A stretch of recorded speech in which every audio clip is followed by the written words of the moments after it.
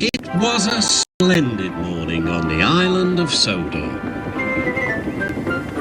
James was feeling very pleased with himself. His red paint gleamed in the sunshine as he sped along the line. He reached the junction just as Percy puffed in with some trucks. James was surprised to see him. What are you doing here, Percy? You should be at the next station by now. You're late. I know, sighed Percy. These trucks have been troublesome all morning. That's no excuse, Percy, snorted James. Nothing should stop us. The Fat Controller relies on us to be on time. Now, if you'll excuse me, I'll be on my way. And James puffed importantly away. Bossy buffers, muttered Percy.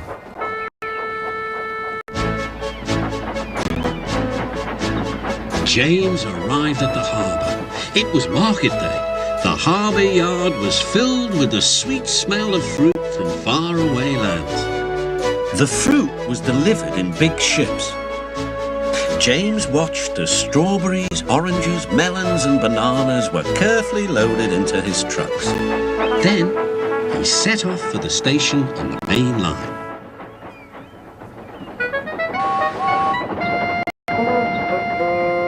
On the way, he met Thomas. Really reliable, that's me, panted James proudly. Pity the same can't be said for Percy. Peep, peep, goodbye. What was that about? Gasped Annie and Clarabel. That was trouble. Trouble for James, just wait and see. Percy was back in the yard and busy shunting. He had the trucks in good order and was making up for lost time. But the station master had bad news. What's happened? Asked Percy's driver. James's brakes have jammed. We need Percy's help right away. Percy quickly set off to the rescue.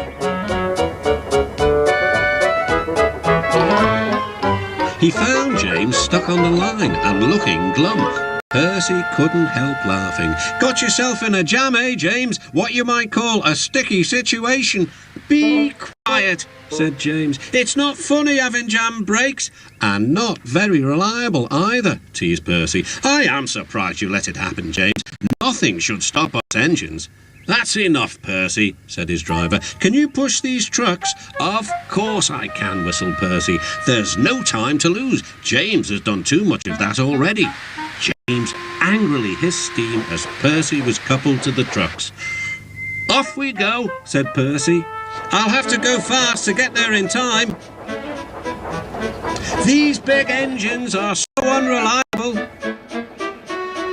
Be careful, Percy, called his driver, but Percy was in a hurry.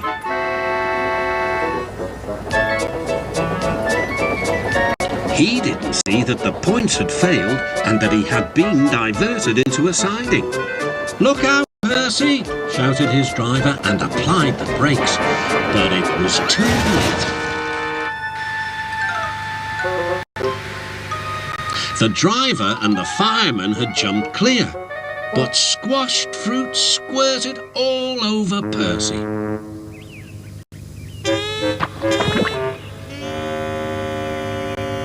The Fat Controller arrived. Percy, you are not to blame for the points failure, but I do not run a jam factory.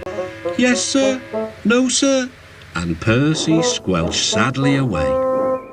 That night, the shed was silent. James and Percy felt very sorry for themselves.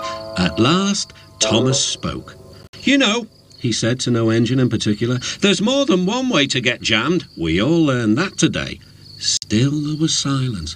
What's more, continued Thomas, we also learned that sometimes when engines help each other out of a jam, things can still go wrong. So, said a voice. So, finished Thomas, that means we learned a lot today, and therefore, then came a chorus. We're really useful engines after all.